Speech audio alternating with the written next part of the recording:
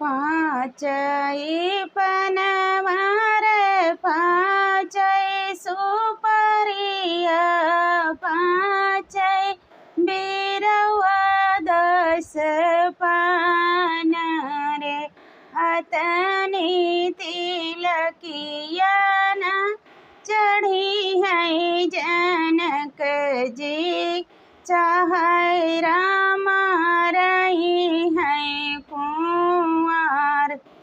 पाँचई पनवार पाँचई सुपरिया पाँचई बिरवा दस पान रे अतनी तिलकिया न चढ़ी है जनक जी चाहे ललना रही है कुंवर।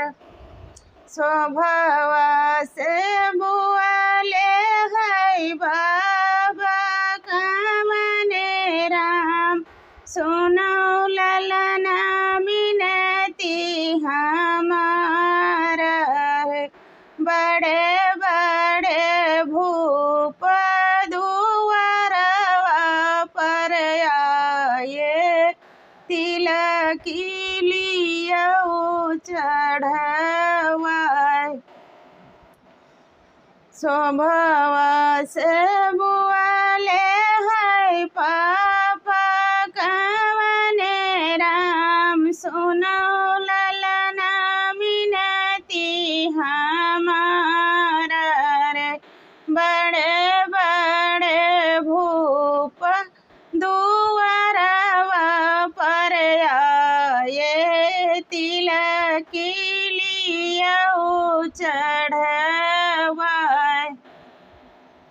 पाँचई पनवार पाँचई सुपरिया पाँचई बिरवा दस पान रे अतनी तिलकिया न चढ़े हे पापा चाहे